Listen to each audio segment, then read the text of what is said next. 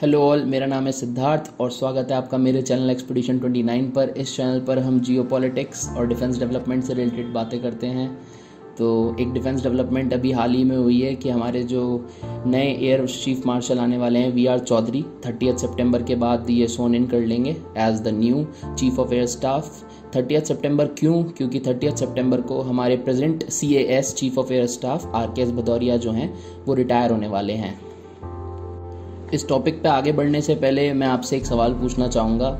Who was India's air chief when IAF did Balakot air strikes? ये options आपके सामने हैं, प्लीज़ कमेंट्स में जाके अभी आंसर दीजिए, मैं आपको आंसर वीडियो के एंड में दूंगा।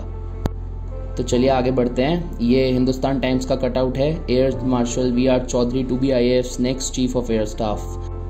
एयर मार्शल VR चौधरी के बारे में बात करने से पहले ज़रूरी है कि अभी के current CAS chief of air staff RKS Bhadauria के बारे में मैं आपको कुछ बताऊं। Chief of air staff RK Bhadauria जो हैं ये 15 जून 1980 को कमीशन हुए थे इंडियन एयरफोर्स के अंदर और ये रिटायर होने वाले हैं सितंबर 30 को।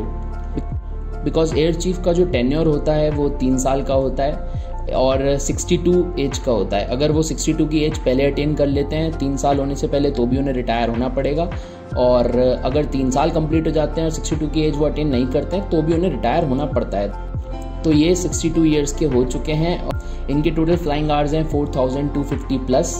इनको अवार्ड्स मिले हैं परम विशिष्ट सेवा मेडल, अति विशिष्ट सेवा मेडल और वायु सेना मेडल। इनके टेन्योर में बहुत सारी डेवलपमेंट हुई है इंडियन एयरफोर्स के अंदर, और आपको पता ही है अभी राफेल जो आए हैं वो भी इन्हीं के टेन्योर में आए हैं। तो बस मैं इनके लिए यही कहूँगा कि thank you for your service sir. तो आइए अब आगे बढ़ते हैं हमारे new air marshal VR Chaudhari की अकॉम्प्लिशमेंट्स की तरफ। तो एयर मार्शल VR चौधरी जो हैं ये 29 दिसंबर 1982 को कमीशन हुए थे इंडियन एयरफोर्स के अंदर, और ये एक एलुमनाई हैं NDA खड़गवासला जो कि पुणे में है। इनको एक्सपीरियंस है MiG-21, MiG-23 MF, MiG-29 and Su-30 MKI का, और इनके फ्लाइंग आवर्स हैं 3800। इनको ऑपरेशनल फ्लाइंग का भी बहुत अच्छा खासा एक्सपीरियंस है, और जो 2 ऑपरेशंस हुए थे, ऑपरेशन मेघदूत और ऑपरेशन सफ़ेद सागर, उसमें इनका बहुत ही इंपॉर्टेंट रोल था। तो ओवरऑल ये बहुत ही ज़्यादा एक्सपीरियंसड हैं। तो इनके लिए नए चैलेंजेस क्या क्या होंगे जब ये सोन इन कर लेंगे as a CAS chief of air staff? तो सबसे पहला चैलेंज तो इनका यही होगा कि जो गवर्नमेंट का प्लान है थिएटर कमांड बनाने का। तो अब आप पूछेंगे कि थिएटर कमांड्स क्या होता है। देखिए, थिएटर जो वर्ड है वो एक टर्म से आया है, थिएटराइजेशन। डिफेंस टर्मिनोलॉजी में थिएटराइजेशन का मतलब होता है लैंड पावर, एयर पावर और सी पावर। जब इन तीनों का ऑप्टिमल यूटिलाइजेशन एक साथ किया जाता है इनके रिसोर्सेस का, तो उसको थिएटराइजेशन कहा जाता है। ठीक है, तो थिएटर कमांड्स जो वर्ड है वो यहीं से आया है। तो हमारी गवर्नमेंट जो है वो प्लान कर रही है कि थिएटर कमांड्स बनाई जाएं या फिर यूनिफाइड कमांड्स बनाई जाएं, जिससे हमारी जो तीनों फोर्सेस हैं उनके रिसोर्सेज का बहुत ही अच्छा यूटिलाइजेशन हो सके। और मोस्ट प्रोबेबली ये एयर मार्शल VR चौधरी के टेन्योर में हो जाएगा। और दूसरा इनके सामने चैलेंज होगा चाइना बॉर्डर का, क्योंकि आप जानते हैं कि इंडिपेंडेंस से लेकर आज तक हमारी एयरफोर्स इतनी ज़्यादा कभी भी एक्टिव नहीं रही है चाइना बॉर्डर पर जितनी कि आज है।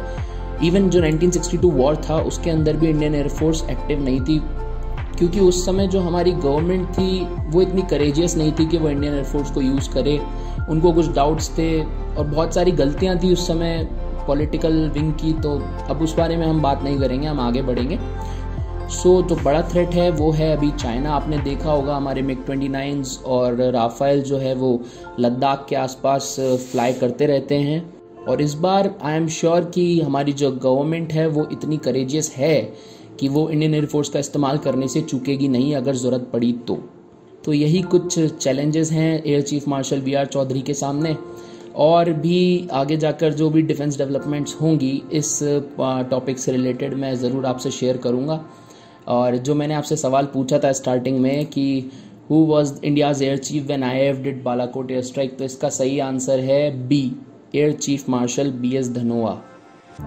इन्हीं के टेन्योर में बालाकोट एयर स्ट्राइक्स हुई थी, जिसमें हमारे 20 fully armed Mirage 2000 fighter jets का हमने इस्तेमाल किया था, जो कि पाकिस्तान के काफ़ी अंदर तक चले गए थे। POK के भी आगे चले गए थे, वहाँ पर जाके उन्होंने बॉम्ब किया था टेररिस्ट कैंप्स को। तो वीडियो का एंड करने से पहले मैं आपको इंडियन एयरफोर्स के मोटो के बारे में बता दूं। इंडियन एयरफोर्स का मोटो है नभः स्पर्शम दीप्तम, जिसका मतलब होता है touch the sky with glory. तो कम से कम अब मेरे व्यूअर्स को तो इंडियन एयरफोर्स के मोटो के बारे में पता है। मैं आगे आपसे इंडियन आर्मी और इंडियन नेवी के भी मोटो को शेयर करूंगा, और इंडियन आर्मी के अंदर जो अलग अलग रेजिमेंट्स हैं उनके जो मोटो होते हैं मैं आपके साथ वो भी शेयर करूंगा। तो अब करते हैं इस वीडियो का अंत। तो अगर आपको मेरी वीडियो पसंद आई हो तो ज़रूर लाइक करें, शेयर करें, इस चैनल को सब्सक्राइब करें और कमेंट करके मुझे बताएं कि आपको वीडियो कैसी लग रही है। और लिटरली बहुत बहुत शुक्रिया है जिन्होंने भी सब्सक्राइब किया हुआ है, और जिन्होंने नहीं किया है वो आराम से कर देना, कोई दिक्कत नहीं है, कोई जल्दी नहीं है। जब सब्सक्राइब आप तभी करना जब आपको लगे कि कंटेंट अच्छा है। So thank you so much for watching. जय हिंद।